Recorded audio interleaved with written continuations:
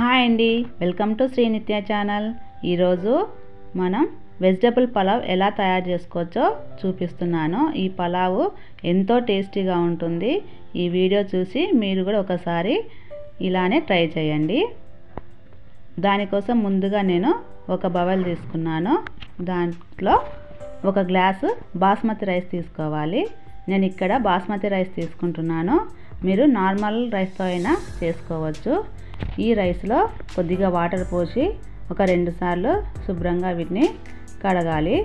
ఈ కడిగిన తర్వాత ఈ వాటర్ వంపేసి మళ్ళా ఈ రైస్లో వాటర్ పోసి ఒక హాఫ్ అన్ అవర్ వీటిని నాననివ్వాలి. ఇలా నానబెట్టడం వల్ల మనకు రైస్ వేసేటప్పుడు చాలా పొడి పొడిగా వస్తుంది. తర్వాత మనం స్టవ్ ఆన్ చేసుకొని స్టవ్ పైన ఒక ప్యాన్ పెట్టుకోవాలి. వాటిలో ఒక హాఫ్ లీటర్ దాకా వాటర్ తీసుకోవాలి. వాటరు బాగా హీట్ అయిన తర్వాత మనం ఒక హాఫ్ కప్పు మిల్ మేకర్స్ తీసుకొని వాటర్లో వేయాలి. ఇవి జస్ట్ మనకు ఒక పొంగు వచ్చేదాకా ఈ మిల్ మేకర్ని వాటర్లో ఉంచితే సరిపోతుంది. అంతలోపల అవి ఉడికిపోతాయి. ఎక్కువ టైం పెట్టకండి. జస్ట్ ఇలా ఒక పొంగు వచ్చిన తర్వాత చూడండి, ఇలా ఒక పొంగు వచ్చిన తర్వాత ఇప్పుడు మనం స్టవ్ ఆఫ్ చేయాలి.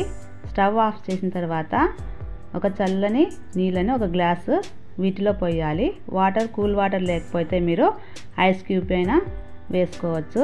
ఈ వాటరు చల్లారిన తర్వాత వాటిలో ఉన్న ఈ మిల్ మేకర్స్ని మనం నీళ్ళు మొత్తం ఇలా పిండేసి వీటిని మనం పక్కన ఒక బౌల్లో పెట్టుకోవాలి. వాటర్ బాగా పిండేసేయాలి. వీటిలో వాటర్ ఉండకండి. ఇలా మొత్తం వాటర్ పిండేసిన తర్వాత మనం ఒక బౌల్లో తీసేసుకోవాలి. ఇప్పుడు వీటిని పక్కన పెట్టుకోవాలి. తర్వాత ఒక మిక్సీ జార్ తీసుకోవాలి. దాంట్లో ఒక 4 పచ్చిమిరపకాయలు, తర్వాత ఒక 8 లేదా 10 వెల్లుల్లిపాయలు, చిన్నగా కట్ చేసి పెట్టుకున్న అల్లం ముక్కలు, కొద్దిగా పుదీనా, తర్వాత ఒక టమాటా ఇలా ముక్కలుగా కట్ చేసుకొని దీంట్లో వేసుకోవాలి. దీన్ని మెత్తగా ఇలా పేస్ట్లా మిక్సీ పట్టుకోవాలి. ఇప్పుడు దీన్ని కూడా మనం పక్కన పెట్టేసుకుందాం. తర్వాత స్టవ్ పైన మరో ప్యాన్ పెట్టుకొని స్టవ్ ఆన్ చేసుకోవాలి. ప్యాన్ హీట్ అయిన తర్వాత మనం ఒక 3 టేబుల్ స్పూన్స్ ఆయిల్ తీసుకోవాలి. 3 టేబుల్ స్పూన్ ఆయిల్కి తీసుకున్న తర్వాత ఒక టేబుల్ స్పూన్ మనం నెయ్యి తీసుకోవాలి. నెయ్యి లేని వాళ్ళు ఉత్త ఆయిల్ అయినా వేసుకొని చేసుకోవచ్చు. నెయ్యి వేస్తే కొంచెం టేస్టీగా ఉంటుంది. మనకు బిర్యానీ అంటేనే నెయ్యి స్మెల్ తగిలితేనే అది మంచిగా టేస్టీగా గుడ్ స్మెల్ వస్తుంది. తర్వాత ఆయిల్ హీట్ అయిన తర్వాత కొద్దిగా జీలకర్ర వేసుకోవాలి. జీలకర్ర ఇలా వేగిన తర్వాత మనం ఈ గరం మసాలా ఐటమ్స్ అన్నీ వేసుకోవాలి. బిర్యానీ ఆకు, దాల్చిన చెక్క, లవంగాలు, అనాస పువ్వు, ఇవన్నీ మసాలా దినుసులు మొత్తం వాటిలో వేసి కొద్దిగా వేగనివ్వాలి. లైట్గా అవి వేగిన తర్వాత ఇప్పుడు కొద్దిగా జీడిపప్పు పలుకులు వేసుకోవాలి. ఇవి కూడా లైట్గా మంటను ఫ్లేమ్లో పెట్టుకొని మనం ఇవన్నీ వేగనివ్వాలి ఆయిల్లో. ఇలా ఇవి కూడా కాస్త వేగిన తర్వాత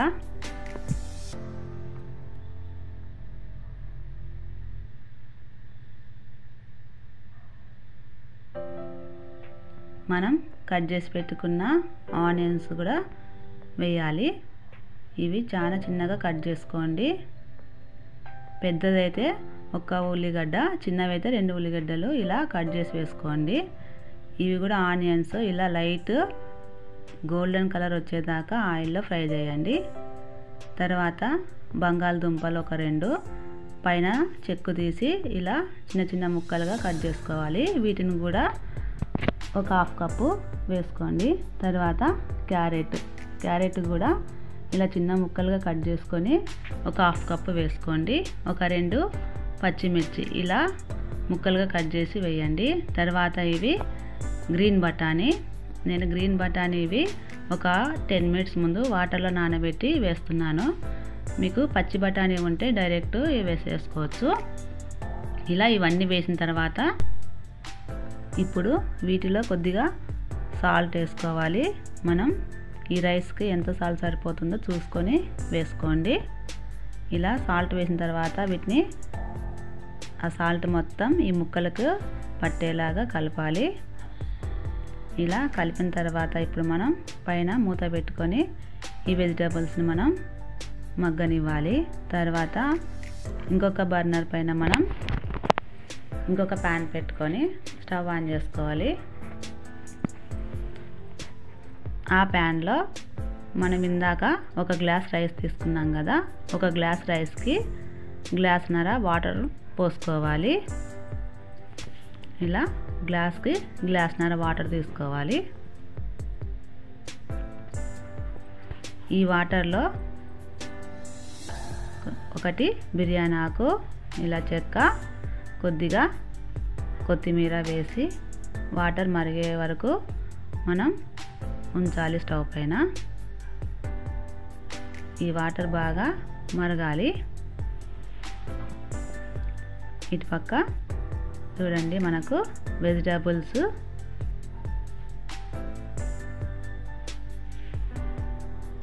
ఇలా మగ్గిపోయి ఉంటాయి. ఇలా మగ్గిన తర్వాత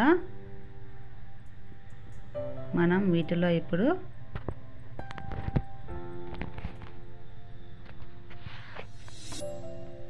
మనం ఇందాక తీసుకున్న ఈ మిల్ మేకర్స్ ఈ వెజిటేబుల్లో వేసి కలుపుకోవాలి.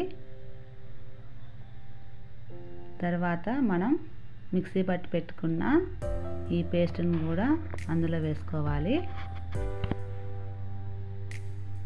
ఈ మిల్ మేకర్స్, వెజిటేబుల్స్, ఈ పేస్ట్ అన్నీ బాగా కలిసేలాగా కలుపుకోవాలి. ఇలా కలిపిన తర్వాత ఇవి కూడా బాగా మగ్గే వరకు, వాటిల్లో ఉండే పచ్చి వాసన పోయేదాకా మనం దగ్గరగా అయ్యే వరకు మనం ఇలా కలుపుతూ ఉండాలి. ఇలా దగ్గర అయిన తర్వాత వీటిలో కొద్దిగా ధనియాల పొడి, ఒక స్పూన్ ధనియాల పొడి వేయాలి. ఇది కూడా వెజిటేబుల్స్కి బాగా పట్టేలాగా కలుపుకోవాలి.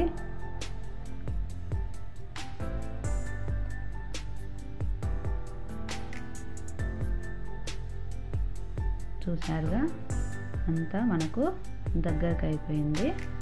ఇలా అయిన తర్వాత మనం ఇందాక నానబెట్టుకున్న రైస్ వాటర్ వంపేసి ఆ రైస్ మనం మొత్తం దీంట్లో వేసేసుకోవాలి. రైస్ వేసిన తర్వాత ఈ వెజిటేబుల్స్ని, రైస్ని ఇలా నెమ్మదిగా కలుపుకోవాలి. ఎక్కువ గట్టిగా కలపకండి, రైస్ విరిగిపోతుంది. ఇలా లైట్గా వెజిటేబుల్స్ని, రైస్ని బాగా కలపాలి. ఇలా ఒక 2 నిమిషాలు కలిపిన తర్వాత ఇప్పుడు మనం ఇంకొక స్టవ్ పైన పెట్టుకున్న ఈ వాటర్ని మనం దీంట్లో వేసుకోవాలి. మనం గ్లాస్కి గ్లాస్న్నర వాటర్ పోసి పెట్టుకున్నాం కదా, ఆ వాటర్ మొత్తం ఇందులో వేసేసేయాలి. మీకు ఇప్పుడు ఒకవేళ సాల్ట్ సరిపోకపోతే ఇప్పుడు ఒకసారి మరి చెక్ చేసుకొని, మీకు సాల్ట్ సరిపోకపోతే ఇప్పుడు కొద్దిగా వేసేసుకోవచ్చు. నాకైతే సాల్ట్ సరిపోతుంది. ఇలా పోసిన తర్వాత మనం మూత పెట్టుకోవాలి. మంటను మీడియం ఫ్లేమ్లో పెట్టుకొని ఉడికించుకోవాలి. చూడండి, ఇలా ఒక 5 మినిట్స్ తర్వాత మనకు ఇలా వెజిటేబుల్ పులావ్ రెడీ అయిపోతుంది. ఇది ఎంతో టేస్టీగా ఉంటుంది. మనకు బయట ఫంక్షన్స్లో, పెళ్ళిలో కానీ ఇలాంటి పులావే వడ్డిస్తుంటారు. ఎంతో టేస్టీగా ఉంటుంది మనకు. అప్పుడు అలాంటి పులావ్ మనం ఇప్పుడు ఇంట్లోనే తయారు చేసుకోవచ్చు. మీరు కూడా ఒకసారి ట్రై చేయండి. ఎలా ఉందో మాకు కామెంట్ రూపంలో పెట్టండి. మా వీడియోని చూసి లైక్ చేయండి, షేర్ చేయండి, కామెంట్ పెట్టండి. మర్చిపోకుండా మా ఛానల్ని సబ్స్క్రైబ్ చేయండి.